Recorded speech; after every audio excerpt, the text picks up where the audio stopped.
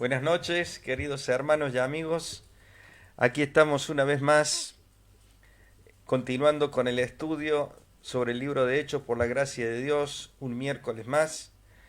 Este estudio que está basado en los escritos del hermano Weldon Viertel, eh, teólogo y misionero bautista, eh, que fue el que elaboró este estudio. Así que vamos a continuar con el estudio.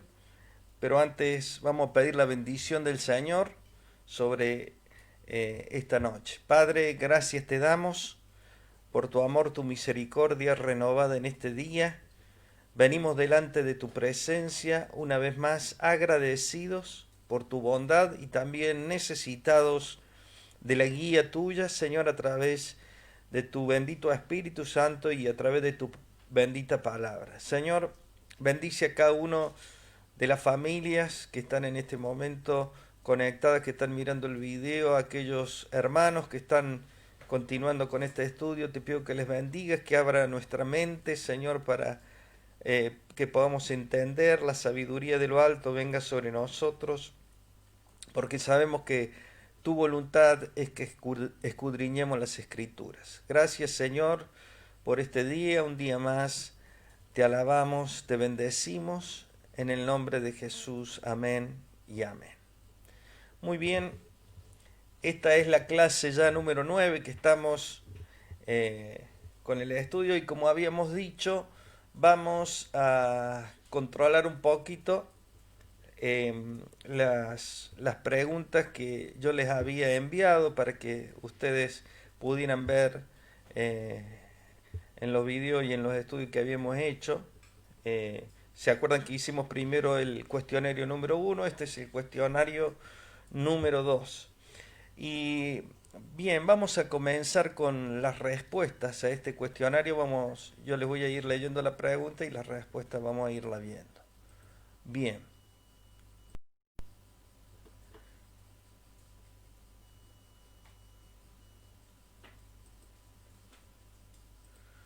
Dice la primera pregunta: indique dos referencias del Espíritu Santo que figuren en los evangelios con sus respectivas citas bíblicas. Y vimos un cuadro en el cual tuvimos algunas de esas referencias.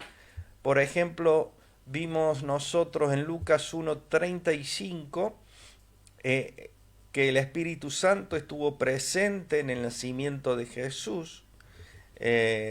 También el Espíritu Santo estuvo presente en el bautismo de Jesús, eso estaba en Lucas 3:22.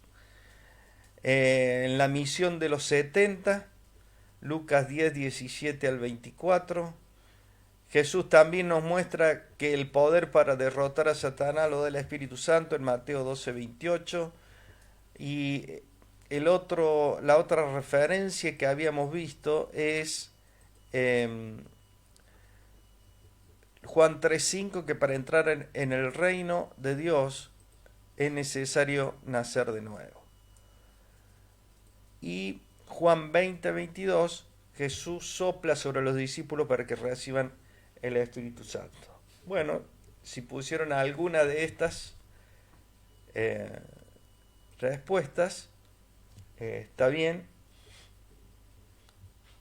Vamos a la segunda pregunta. Dice: defina la relación que existe entre el reino de Dios y la iglesia. También vimos nosotros aquí un cuadro, ahora lo vemos. Pregunta número 2. De esto ténganlo muy en cuenta, porque vamos a volver a ver algo en el día de hoy acerca esto de la relación de la iglesia y el reino de Dios.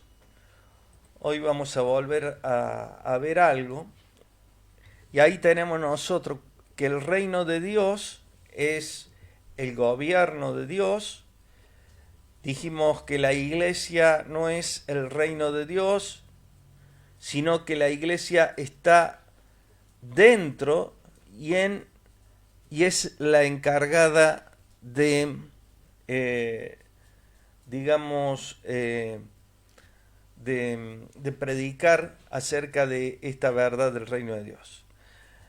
Después vimos que la iglesia son aquellos que han nacido de nuevo, ¿no es cierto?, al reino de Dios, son los ciudadanos del reino. La iglesia asume la estructura y la organización para traer a otros al reino de Dios. Esa sería la número 2, ¿no es cierto?, la relación entre la iglesia y el reino de Dios. La pregunta número 3 dice lo siguiente: indique dos funciones importantes del Espíritu de Dios en el Antiguo Testamento. Y nosotros en su oportunidad vimos un cuadro con 3 de las funciones principales del Espíritu Santo. Una de las funciones era que el Espíritu Santo se manifestaba en la creación y en el don de la vida. La otra función del Espíritu Santo es que el poder de Dios estaba manifestado también en la capacitación de los líderes de Israel para hacerlos aptos para la tarea en el momento, ¿no es cierto?, del ungimiento. ¿Se acuerdan ustedes que, por ejemplo, el profeta Samuel unge a David con aceite, y en ese momento es cuando el Espíritu Santo viene sobre la vida de David? Y así con cada uno de aquellos que el Señor ungió, ¿no es cierto?, en el Antiguo Testamento. Y la tercera función en el Antiguo Testamento del Espíritu de Dios es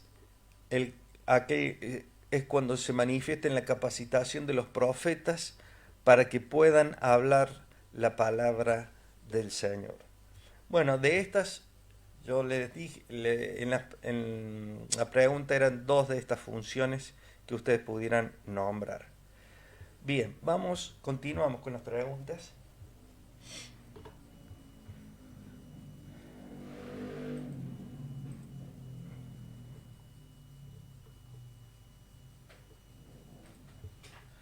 Pregunta número 4.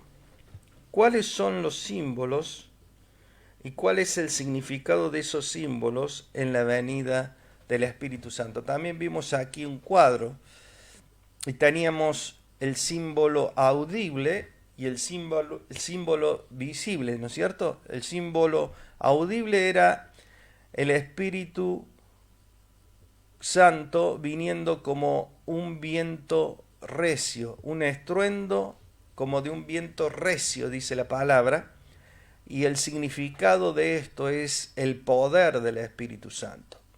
Y por otro lado teníamos el símbolo visible del Espíritu Santo, que era la aparición de las lenguas de fuego sobre los discípulos, ¿no es cierto?, cuyo significado tenía un doble significado, que era por un lado el fuego, que era la purificación, y lo otro las lenguas, que es la capacidad del Espíritu para transmitir el mensaje de Dios en todos los idiomas. Bien, pregunta número 5. La 5 dice lo siguiente: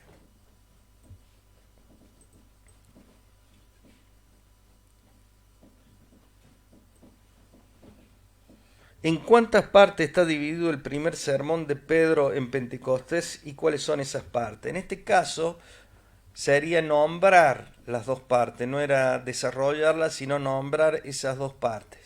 Y nosotros teníamos que en ese primer sermón de Pedro, teníamos la primera parte, era la demostración del cumplimiento de la profecía de Joel, cuando Pedro en su predicación hace referencia a que en los postreros días será derramado el Espíritu Santo sobre toda carne. Entonces, la primera parte del sermón de Pedro, del primer sermón de Pedro, nos habla a nosotros de la profecía de Joel. En la segunda parte del sermón tenemos argumentos que proclaman y destacan la resurrección de Cristo.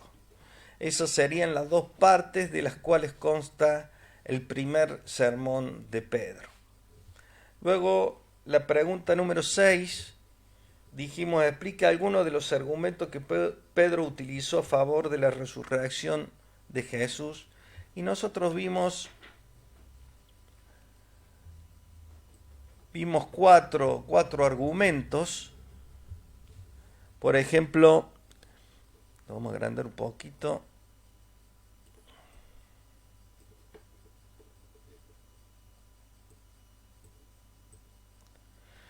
Que la resurrección es creíble, ya que la vida terrenal de Jesús estaba caracterizada por un poder divino extraordinario. Eso lo vemos nosotros ahí en Hechos 2, 22 al 24. Y un ejemplo de ello son los milagros que Dios hizo a través de Jesús y cómo también ver que los milagros eran una evidencia de que Dios estaba con Jesús. Bien, ese es uno, ustedes pueden verlo ahí, están los cuatro argumentos que utilizó Pedro para, destacar o proclamar la resurrección de Cristo. Pregunta número 7. La número 7 dice lo siguiente. De una definición de iglesia de acuerdo a lo que vemos en la actividad de los nuevos cristianos en Hechos. Y nosotros desarrollamos una definición de iglesia más completa, que dijimos que primeramente iglesia viene de una palabra griega que es asamblea o congregación de los creyentes cristianos, pero una definición más completa sería que la iglesia es una comunión del pueblo de Dios que por fe está revestido del Espíritu Santo y ha proclamado públicamente su relación con Cristo mediante el bautismo. Pregunta número 8, y en la 8 tenemos, en la pregunta número 8 tenemos lo siguiente. Ahora puede ser que aparezca. En la pregunta número 8 tenemos lo siguiente.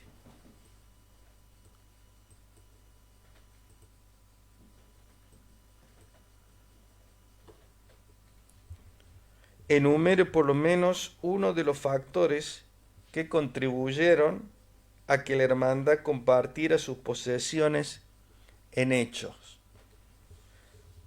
Eso lo vimos en este cuadro, que son los factores que contribuyeron a que la hermandad compartiera sus posesiones, y vimos tres factores.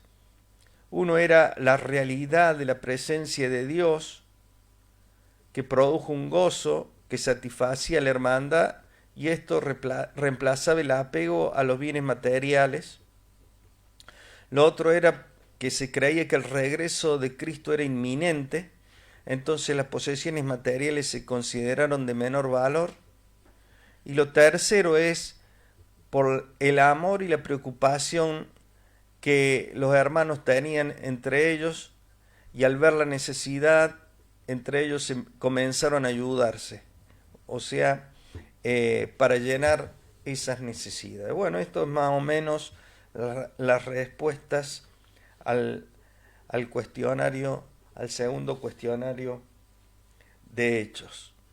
Bien, vamos a continuar ahora con el estudio, y vamos a comenzar con el capítulo 4 del libro de Hechos. Capítulo 4 del libro de Hechos. Vamos a hacer una introducción primero diciendo que a partir de este capítulo 4 vamos a ver algunos de los problemas que surgen en la iglesia primitiva. O sea, comienzan a surgir algunos problemas en la iglesia que estaba comenzando. Y hay una pregunta que muchos se hacen, muchos estudiosos y eruditos se hacen, y es ¿cuándo fue que comenzó la iglesia? Y aquí vamos a ver un cuadrito en el cual podemos ver nosotros que hay tres grupos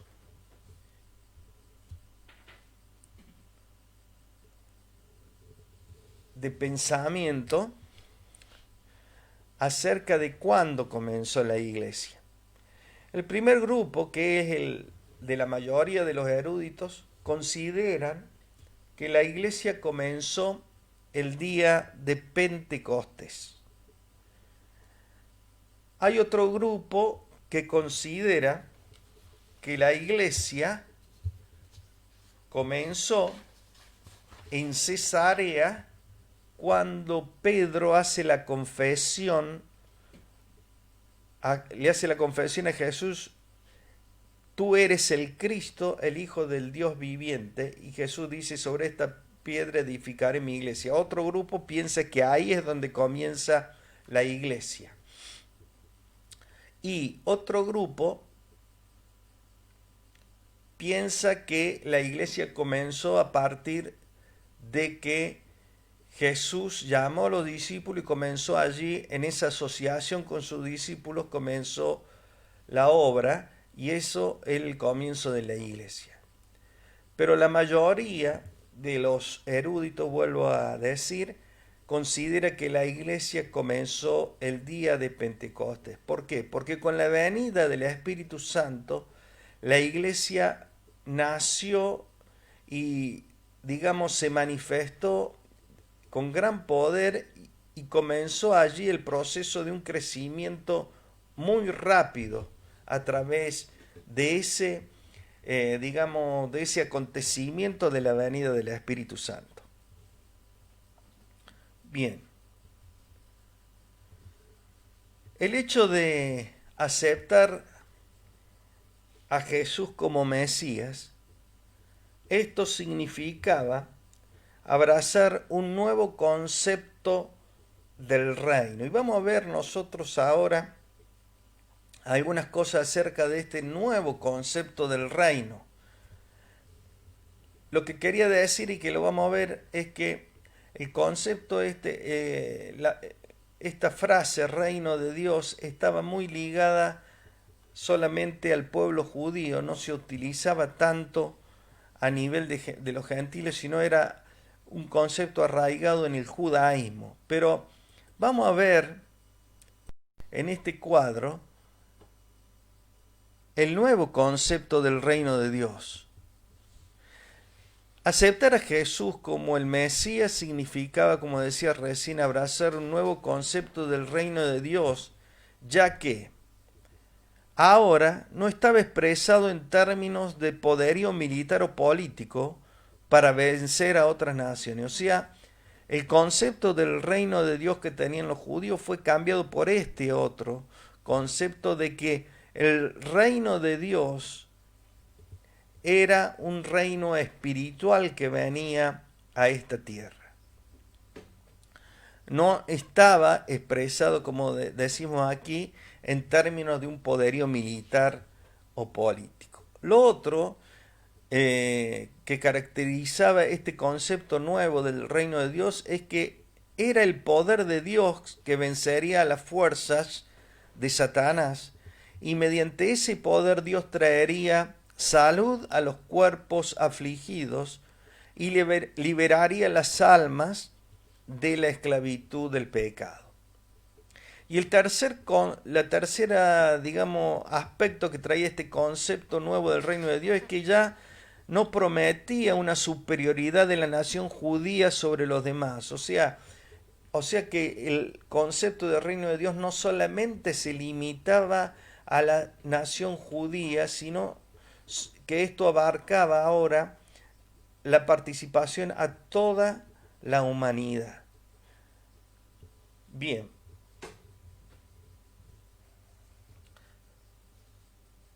El reino de Dios y la iglesia, como vimos recién, se relacionan íntimamente pero como vimos nosotros, no son idénticos. Y como vimos recién, vamos a repasar algunas cositas más en este cuadro. Como vimos recién, el reino de Dios es el gobierno de Dios en los corazones. Y la iglesia, del griego asamblea, son los ciudadanos del reino reunidos para dar una expresión orgánica al reino de Dios y llevar adelante la comisión del Señor. El reino de Dios era un concepto muy judío, mientras que el término iglesia era más familiar a los gentiles. Ustedes van a ver que en el libro de Hechos no se nombra tanto el reino de Dios, sino se habla más de los cristianos o de la iglesia, fíjense. ¿Por qué? Porque este concepto del reino de Dios era, como digo, un concepto muy judío. Bien.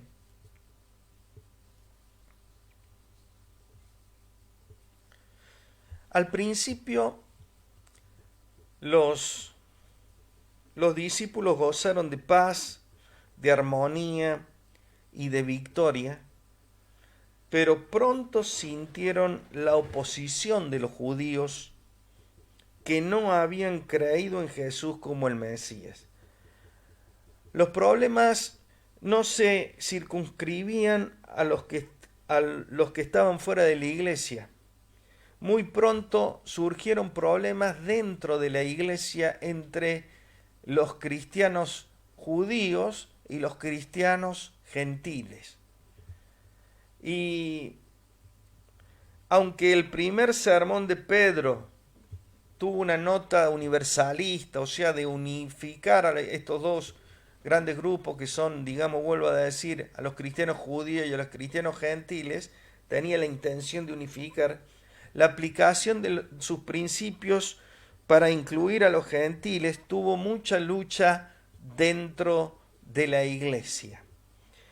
El sermón de Esteban, por ejemplo, reveló el nuevo concepto teológico del universalismo, el cual debía ser aceptado antes de que el reino de Dios pudiera cruzar los límites nacionales. Esteban dio su vida por sus creencias. Ya vamos a llegar a ese punto. Bien, vamos a leer ahora un poquito el capítulo 4, del versículo 1 al 22.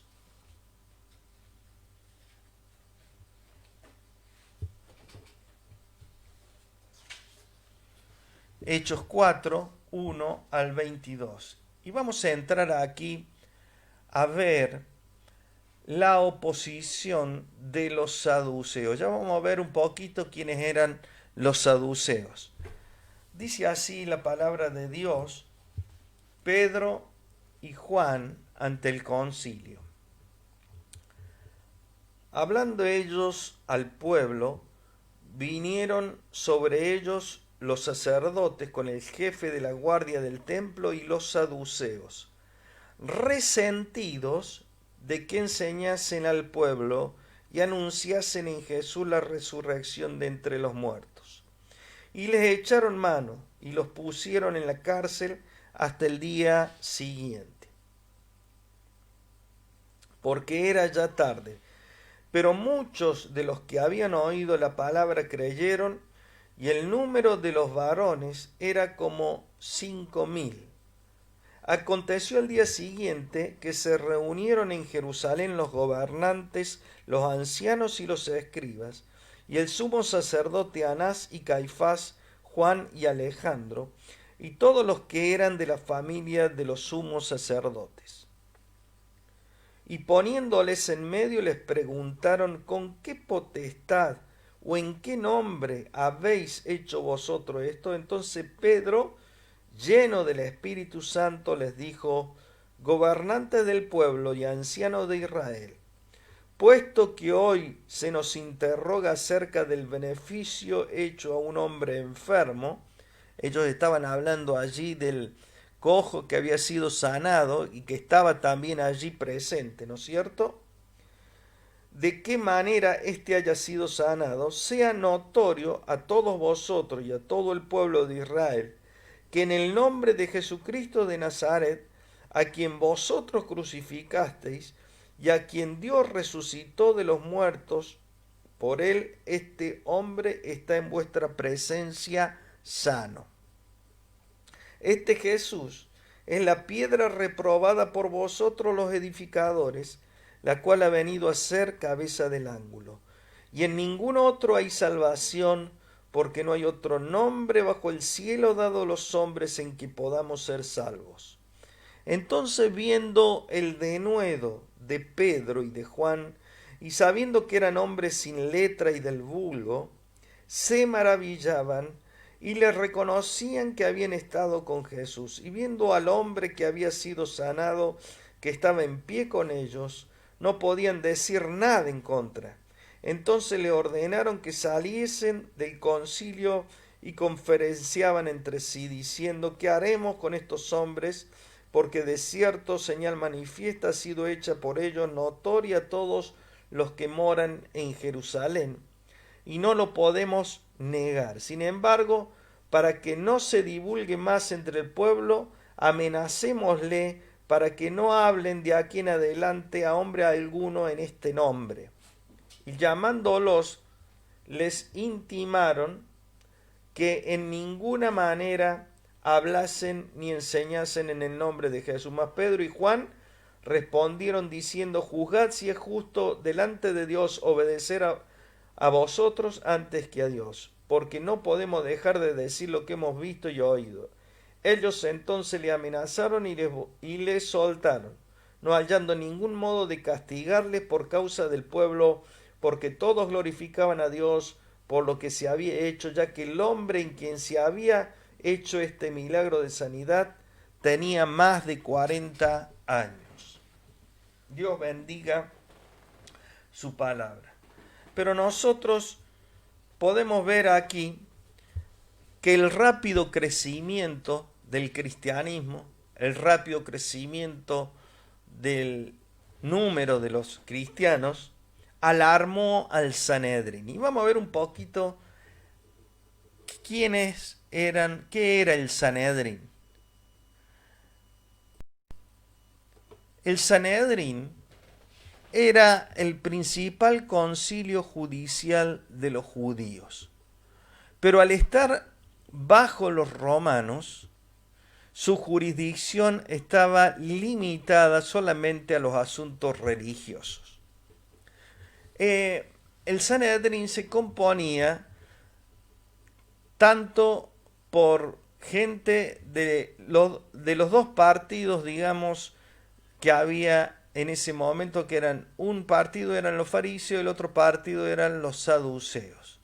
Los saduceos pertenecían a la clase sacerdotal aristocrática. Al obtener el favor de los romanos, aseguraron sus ambiciones económicas y políticas. Tenían muchas propiedades, las cuales temían perder, ya que de haber alguna revolución, esas propiedades pasarían directamente a mano de los romanos. Los saduceos no creían en la resurrección de los muertos. Caifás era saduceo, era del grupo de los saduceos. Luego tenemos el otro partido que estaba y que formaba parte del Sanedrín, eran los fariseos. Los fariseos constituían un movimiento político y social que luego se convirtió en la base para la liturgia del judaísmo llevada a cabo por los rabinos. Sus interpretaciones fueron aceptadas por la mayoría de los judíos, a diferencia de los saduceos. Por ejemplo, los fariseos sí creían en la resurrección de los muertos. En realidad había cierta rivalidad siempre entre los fariseos y los saduceos. Pero El Sanedrín, como dije, era el principal concilio judicial de los judíos, pero bajo la jurisdicción de los romanos, como vimos, ¿no es cierto?, su autoridad estaba limitada. El concilio tenía el control sobre la fuerza policial del templo. Lucas menciona en lo que leímos recién que los sacerdotes, los capitanes del templo y los saduceos vinieron a arrestar a Pedro y a Juan. Los miembros del concilio estaban molestos. ¿Por qué estaban molestos? Porque Pedro y Juan habían asumido el papel de maestros religiosos y habían proclamado que Jesús se había levantado de entre los muertos. Solo el Sanedrín tenía la autoridad para reconocer a los maestros e intérpretes oficiales de la ley de Moisés. La predicación que hizo Pedro y Juan no solo había amenazado la posición de los saduceos con Roma, sino que había desafiado también la autoridad que los líderes judíos tenían sobre la gente. Muchos estaban reconociendo a Jesús como Señor y esto trajo como resultado menos respeto a la autoridad del Sanedrín. Si Jesús era el Mesías y el Hijo de Dios, el Sanedrín había actuado erróneamente al haberlo juzgado y a hacerle merecedor de la muerte. Ellos tenían que admitir su culpa o poner fin a la predicación de los discípulos. Tenían que elegir estas dos cosas. ¿Y qué eligieron los líderes? Los líderes eligieron hacer esto último, arrestando a los discípulos Pedro y a Juan y poniéndolo en la cárcel. Lucas destaca que el arresto no impidió que mucha gente creyera y dice que el número de hombres que llegó a creer fue como de 5.000 personas. Como dije recién, los saduceos rechazaban la doctrina de la resurrección de los muertos. Dado que los fariseos apoyaban esta doctrina, la proclamación de la misma por parte de los discípulos no era razón suficiente para ponerles en la cárcel. El orgullo herido de los líderes y las amenazas a sus posiciones precipitaron la acción del arresto de los discípulos. Y aunque el número de 5.000 que creyeron parezca ser muy grande para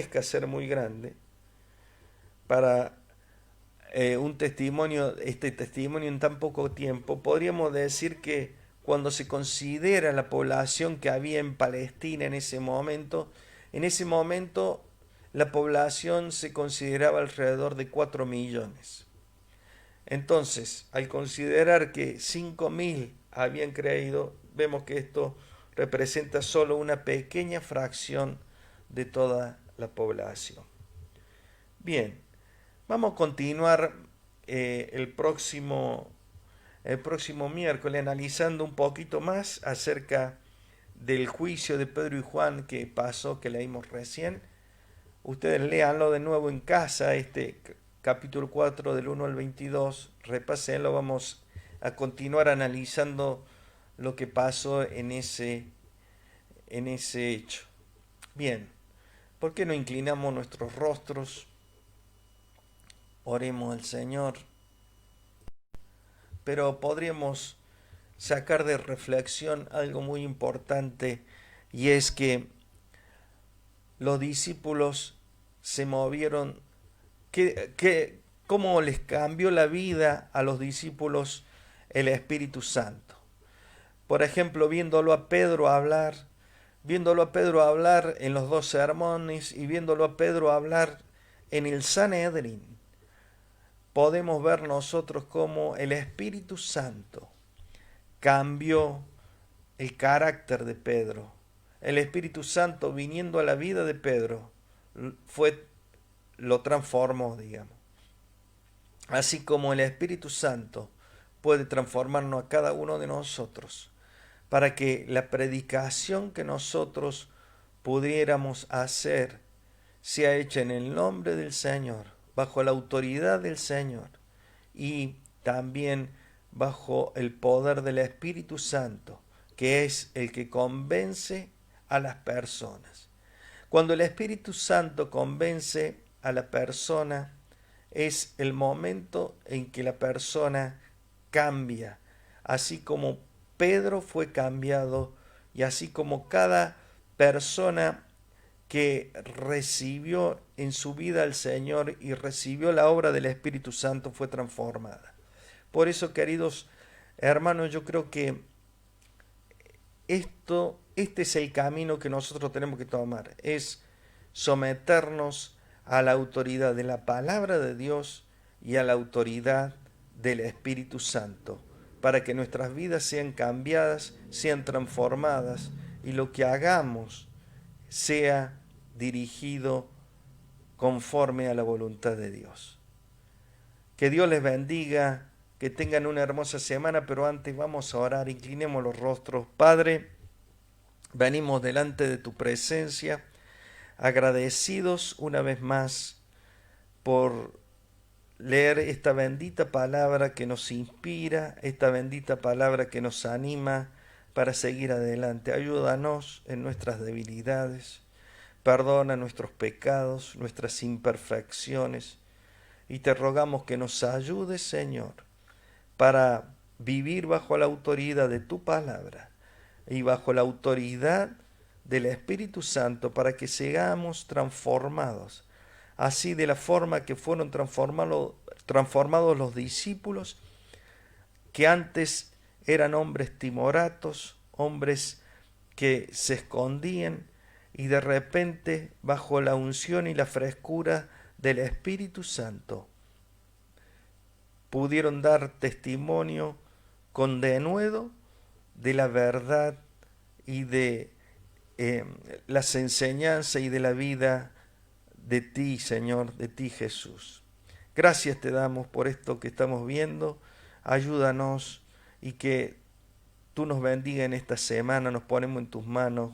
Guarda a cada hermano, cada hermana. Señor, y también te pedimos que esta pandemia sea detenida en tu nombre, Señor. Tú puedas detener toda enfermedad sobre la población, sobre este país, Señor, que haya unión entre los habitantes, que tú estés, Señor, haciendo volver el corazón de las personas a ti, Señor. Gracias te damos, te bendecimos en el nombre de Jesús. Amén y amén. Muy bien, hermanos, que tengan una hermosa semana y sean todos llenos de la gracia del Espíritu. Dios les bendiga.